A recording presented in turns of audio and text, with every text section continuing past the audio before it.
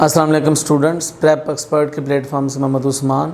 आज हम डिस्कस करेंगे चैप्टर नंबर 2 फर्स्ट ईयर का, और चैप्टर का नाम है biological molecules. Biological molecules are actually those molecule which are the building blocks of living organism. तो हम सबसे पहले बायोलॉजी की उस ब्रांच को डिस्कस करेंगे जिसमें हम इन बायोलॉजिकल मॉलिक्यूल्स को स्टडी करते हैं। उसे आप नाम देते हैं बायोकेमिस्ट्री। जैसा कि आपके सामने डेफिनेशन है कि बायोकेमिस्ट्री क्या है जी। Biochemistry is a branch of biology which deals with the study of chemical composition and chemical reaction taking inside the living organism। Means कि इसमें हम दो चीज़ें स्टडी करेंगे, एक केमिकल कंपोजिशन और एक केमिकल रिएक्शन। लेकिन ये दोनों चीज़ें हम किसकी स्टडी करेंगे? लिविंग ऑर्गेनिज्म की। मीन्स कि chemical composition of living organism and chemical reaction taking place in living organism, ये बायोकेमिस्ट्री में हम स्टडी करते हैं। लेकिन ये जो हमारा चैप्टर है वो असल में बायोलॉजिकल मॉलिक्यूल्स का है, तो उसमें हम केमिकल कंपोजिशन को क्या करेंगे? स्टडी करेंगे। बायोलॉजिकल मॉलिक्यूल्स को स्टडी करने से पहले हम उन एलिमेंट्स की बात करेंगे जो उन बायोलॉजिकल मॉलिक्यूल का पार्ट होते हैं, और फिर वही बायोलॉजिकल मॉलिक्यूल हमारी बॉडी का पार्ट बनते हैं। जैसा कि बच्चों आप जानते हैं कि नेचुरली तौर पर 92 एलिमेंट्स पाए जाते हैं, लेकिन ये जो 92 एलिमेंट्स हैं ये सारे के सारे लिविंग ऑर्गेनिज्म का हिस्सा नहीं होते। इसमें कुछ स्पेसिफिक एलिमेंट्स होते हैं कि जिससे लिविंग ऑर्गेनिज्म बनता है। उन एलिमेंट्स को नाम देते हैं बायो एलिमेंट्स।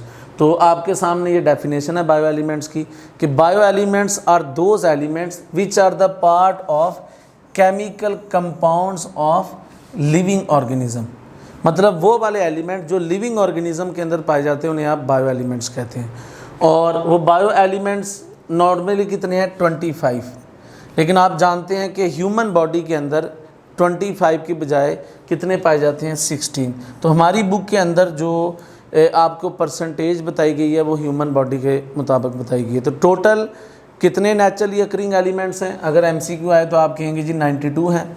और अगर वो स्टेटमेंट देता है कि बताएं जी लिविंग ऑर्गेनिजम्स के अंदर कितने एलिमेंट्स पाए जाते हैं, तो आप प्रेफर करेंगे आंसर 25। लेकिन अगर स्पेसिफिकली स्टेटमेंट के अंदर कहता है कि how many elements are present in human body, human body के अंदर कितने एलिमेंट्स पाए जाते हैं, तो फिर आप स्पेसिफिकली आंसर करेंगे 16। तो ये स्टेटमेंट के ऊपर डिपेंड करता है। आपने अपनी बुक की स्टेटमेंट को ले के आपने उस MCQ को सॉल्व करना है। तो हम यहाँ पे उन 16 बायो एलिमेंट्स को क्या करेंगे? अच्छा बेटा, इन एलिमेंट्स को 3 कैटेगरीज में डिवाइड किया गया है इसकी परसेंटेज की बेस पर। जिस तरह सबसे पहले है मेजर बायो एलिमेंट्स।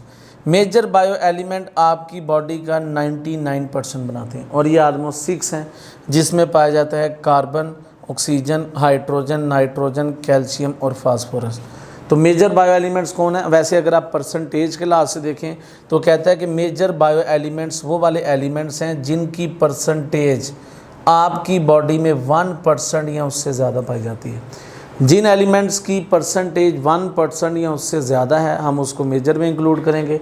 अच्छा, वो वाले एलिमेंट जिनकी परसेंटेज कम है, किससे? 1% से, लेकिन उनकी परसेंटेज ज़्यादा है 0.01% से, उसको हमने इंक्लूड किया है माइनर में।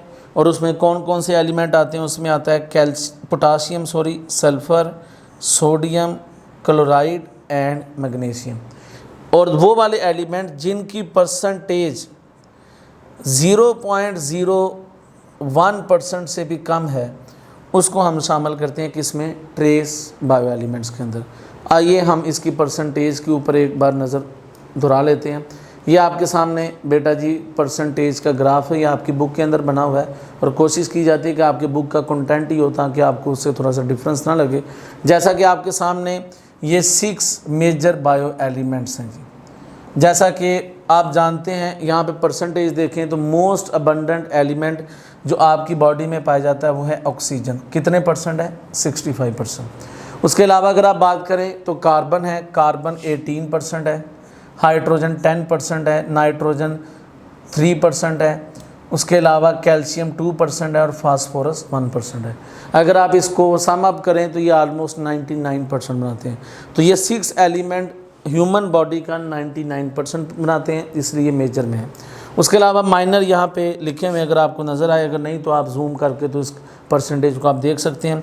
इसमें पोटासियम है 0.35% है, सल्फ़र है 0.25%, सोडियम और क्लोराइड की रेशो आलमोस्ट सेम होती है 0.15 मैग्नीशियम 0.05%। ये है माइनर। अच्छा बेटा, अगर आप बात करते हैं ट्रेस बायो एलिमेंट्स की, तो ट्रेस बायो एलिमेंट्स में आते हैं आयरन, कॉपर, मैंगनीज, आयोडीन, और मेरी तरफ से एक मिसिंग है जिंक, और फेडरल बुक की तरफ से एक मिसिंग है वो है आयोडीन। तो बस इस बात का थोड़ा ध्यान रखिएगा। तो ये टोटल 16 बायो एलिमेंट्स हैं जिसके एटम मिलकर वो मालिक्यूल्स बनाते हैं, और वो मालिक्यूल हमारी बॉडी का क्या होते हैं, हिस्सा होते हैं। आइए अब हम आगे उन मालिक्यूल्स को डिस्कस करते हैं, उनका क्या क्या प्रपोर्शन है। ये हमने डिस्कस किया है असल में एलिमेंट्स, वो एलिमेंट्स जो मालिक्यूल्स बनाते हैं और वो मालिक्यूल हमारी बॉडी का पार्ट होते हैं।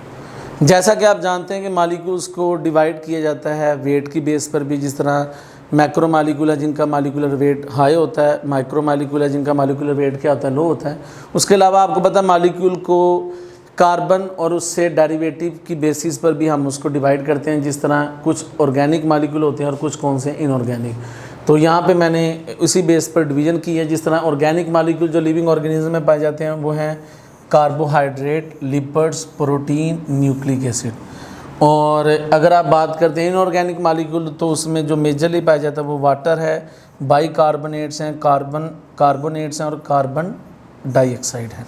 इसके अलावा और भी हैं, जिस तरह आप ऑक्सीजन का मालिक्यूल लिख सकते हैं, ऑक्सीजन गैस है, वो भी बायोलॉजिकल मालिक्यूल है। उस तरह और बहुत ज़्यादा आप जितने भी साल्ट्स हैं वो सारे के सारे लिख देंगे, वो किस में आ जाएंगे, वो इनऑर्गेनिक मालिक्यूल्स के अंदर आ जाएंगे।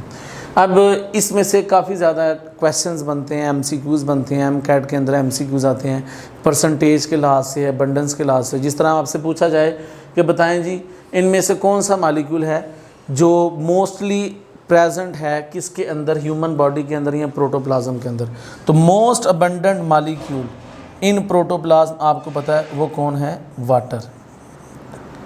अगर जनरल स्टेटमेंट आपको देता है most abundant molecule in living organism या most abundant molecule in protoplasm, तो वो कौन है, वाटर है। लेकिन आप जानते हैं कि वाटर एक इनऑर्गेनिक है, लेकिन अगर स्टेटमेंट में यूज़ किया जाए कि मोस्ट अबंडेंट ऑर्गेनिक मालिक्यूल, तो आप जानते हैं कि मोस्ट अबंडेंट ऑर्गेनिक मालिक्यूल वो है प्रोटीन। क्योंकि जब आप बात करते हैं ऑर्गेनिक की तो आपको पता है उसमें से वाटर निकल आता है। तो फिर हम अगर ऑर्गेनिक मालिक्यूल्स में बात करें, ये जो आपके सामने लिखे हुए हैं, तो इनमें से मोस्ट अबंडेंट जो प्रोटोप्लाज्म के अंदर पाया जाता है वो कौन है, प्रोटीन्स है। और ये आगे टेबल है उसमें प्रोपोर्शन भी इसका लिखा हुआ है, तो हम उससे भी इसको देख लेते हैं। तो ये बेटा जी आप डिस्कस करेंगे chemical composition of bacterial cell and mammalian cell. Bacterial cell की जो एग्जांपल है वो यहाँ पे एज अ प्रोकैरियोटिक सेल के तौर पे ली गई है, और मैमेलियन सेल की जो एग्जांपल है एज अ यूकैरियोटिक सेल, ताकि आप कंपेयर कर सकें कि इन दोनों सेल्स की कंपोजिशन में क्या क्या डिफरेंसेस हैं। जिस तरह आप टेबल में देखते हैं तो सबसे पहले आपके पास आता है वाटर, और वाटर अगर आप देखें तो आप जानते हैं जिस तरह हमने पिछली स्लाइड में बात की, एक इनऑर्गेनिक मालिक्यूल है, और ये दोनों सेल्स में कितने परसेंट पाया जाता है, 70%।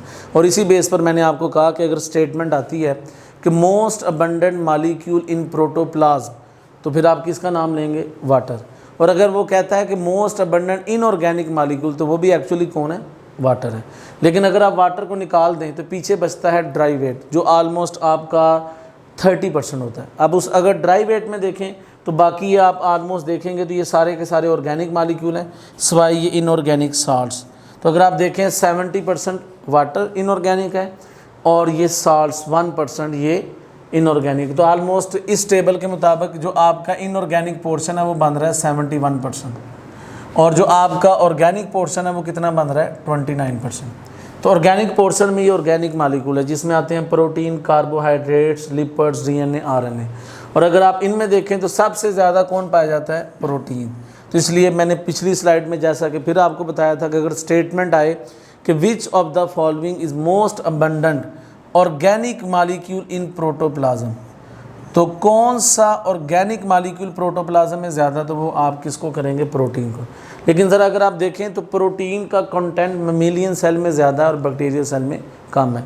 अब इस टेबल में से मुख्तलिफ तरीके से MCQs आते हैं। जिस तरह वो आपसे पूछेगा कि बताएं जी कौन कौन से मालिक्यूल हैं यूकैरियोट्स में ज़्यादा और प्रोकैरियोट्स में कम है, तो आप देखेंगे प्रोटीन है, कार्बोहाइड्रेट्स हैं और लिपिड्स हैं। इन तीनों का प्रपोर्शन मेमेलियन सेल में ज़्यादा है as compare to bacterial cell. और इसी तरह वो क्वेश्चन पूछ सकता है कि बैक्टीरियल सेल में किन मालिक्यूल्स का प्रपोर्शन ज़्यादा है as compare to mammalian cell, तो वो आपके पास न्यूक्लिक एसिड आता है जिसमें DNA है। आप देख सकते हैं कि बैक्टीरियल सेल में 1% है और मेमेलियन सेल में 0.25% है। और इसी तरह अगर आप RNA की बात करते हैं तो बैक्टीरियल सेल में 6% है और मेमेलियन सेल में 1.1% है, सॉरी। तो आप देख सकते हैं कि ये दो मालिक्यूल जिसे आप कलेक्टिवली तौर पर न्यूक्लिक एसिड कहते हैं, ये बैक्टीरियल सेल में ज़्यादा है as compare to mammalian cell. और अगर आप बात करते हैं प्रोटीन, लिपिड्स और कार्बोहाइड्रेट, और मेमेलियन सेल में ज़्यादा है as compare to bacterial cell. बाकी परसेंटेजेस आपको याद करनी पड़ेंगी क्योंकि आप जानते हैं कि बायोलॉजी में कुछ MCQs ऐसे भी हैं, चाहे एंटी टेस्ट हैं चाहे FSC है, उसमें आपको चीज़ें, वैल्यूज़, परसेंटेज, साइंटिस्ट के नाम याद करने पड़ते हैं। तो जब तक आप ये टेबल याद नहीं करेंगे तो आप उस MCQ को सॉल्व नहीं कर सकते। बाकी ट्रिकी ऐसा चीज़ टेबल में अगर आपको परसेंटेजेस याद हैं तो आप उसको अच्छे से सॉल्व कर सकते हैं। जिस तरह मैंने बताया जी, वो आपसे पूछ लेगा जी इनऑर्गेनिक पोर्शन कितना है, 71%, वो दोनों में सेम है। अगर वो पूछे जी ऑर्गेनिक पोर्शन, वो दोनों में सेम है। अब अगर वो स्टेटमेंट पूछ ले कि किस बेस पर बैक्टीरिया और मेमेलियन सेल डिफरेंस रखते हैं, तो आप जानते हैं कि ऑर्गेनिक पोर्शन में ये जो ऑर्गेनिक मालिक्यूल है इनकी परसेंटेज वेरी कर रही है बैक्टीरियल सेल की मेमेलियन सेल के साथ, लेकिन इनऑर्गेनिक पोर्शन की जो परसेंटेज है वो वेरी नहीं कर रही। तो मुझे उम्मीद है कि आप इस टेबल में से वो बातें पिक कर चुके होंगे जो मैंने आपको बताई हैं। ये ख़ास तौर पे MCQs पॉइंट ऑफ व्यू से ज़रूरी है। जैसा कि आप जानते हैं कि बायोकेमिस्ट्री के अंदर हम केमिकल कंपोजिशन को स्टडी करते थे, जो कि हमने पिछली स्लाइड्स में बायो एलिमेंट्स का भी नाम लिया। उसके अलावा हमने बायोलॉजिकल मॉलिक्यूल्स को भी टेबल में कंपेयर किया। उसके अलावा हमने बायोकेमिस्ट्री में केमिकल रिएक्शंस को भी स्टडी करते हैं, और all chemical reaction that are taking place in living organism are called metabolism. तो हम मेटाबॉलिज्म की अगर बात करें तो आपको पता है कि बायोलॉजी में दो मेजर रिएक्शंस हैं जिसके थ्रू केमिकल रिएक्शंस होते हैं। तो आपकी सिलेबस के मुताबिक यहाँ पे उन दो प्रोसेसेस को एक्सप्लेन किया गया है, जिसमें एक है कंडेंसेशन और एक है हाइड्रोलिसिस। हम इसको यहाँ पे कंपेयर करेंगे। ये शॉर्ट क्वेश्चन के तौर पर आता है और अक्सर ये डिफरेंस की तौर पे आता है, तो इसलिए यहाँ पे हमने डिफरेंस की फॉर्म में लिखा है। तो सबसे पहले अगर आप दोनों की डेफिनेशन देखें तो पहले मैं अपने सादा अल्फाज में आपको बताऊँ तो कंडेंसेशन क्या होता है जी, छोटे मालिक्यूल को जोड़ के बड़े मालिक्यूल बनाना। और जब भी आप छोटे मालिक्यूल को जोड़ के बड़ा मालिक्यूल बनाते हैं और साथ कुछ स्मॉल मालिक्यूल रिलीज़ हो तो इसे आप कहते हैं कंडेंसेशन। तो अगर आप डेफिनेशन के ऊपर आएँ तो कहता है कि सेंसिस ऑफ कम्प्लेक्स, कम्प्लेक्स का मतलब है लार्ज, बड़े मालिक्यूल का बनना, from small molecule, small reactant. और इसमें एक शर्त है कि कोई स्मॉल मालिक्यूल रिलीज़ हो, और वो स्मॉल मालिक्यूल अक्सर क्या होता है जी, वाटर। इसे आप नाम देते हैं कंडेंसेशन। और हाइड्रोलिसिस टोटली इससे उल्टा है। अगर आप टर्मिनोलॉजी पे जाएं तो हाइड्रो का मतलब होता है वाटर और लाइसिस का मतलब क्या होता है, ब्रेकडाउन। तो किसी भी कंपाउंड की ब्रेकडाउन होना वाटर की प्रेजेंस में क्या कहलाता है जी, हाइड्रोलिसिस। तो अक्सर आप बड़े कंपाउंड्स को जब आप ब्रेक करते हैं स्मॉल में तो आप वाटर ऐड करते हैं। यहाँ पे आप स्मॉल से लार्ज कंपाउंड बना रहे हैं, यहाँ से आप लार्ज से स्मॉल बना रहे हैं। इसमें क्या रिलीज़ हो रहा है, वाटर का मालिक्यूल रिलीज़ हो रहा है, और इसमें आप जब भी ब्रेक करेंगे तो क्या ऐड करेंगे, वाटर ऐड करेंगे। तो ये इसकी डेफिनेशन है कि लार्ज कंपाउंड्स को ब्रेक करके क्या बनाना है, स्मॉल, बाय द प्रेजेंस या by addition of water is called hydrolysis. अच्छा, जैसा कि मैंने पहले बताया, अब आप देखें कि इसमें आप स्मॉल मालिक्यूल को कंबाइन करके लार्ज मालिक्यूल बना रहे हैं। तो आपको पता है मेटाबॉलिज्म की इस टाइप को कहते हैं एनाबॉलिज्म, या ये एनाबॉलिक रिएक्शन है। और इसमें आप लार्ज को ब्रेक करके किस में कन्वर्ट कर रहे हैं, स्मॉल में, तो इसे आप नाम देते हैं कैटाबॉलिज्म या कैटाबॉलिक रिएक्शन। तो ये फेडरल बोर्ड के मुताबिक असल में 3 नंबर का शॉर्ट क्वेश्चन आता है, ये 3 पॉइंट है।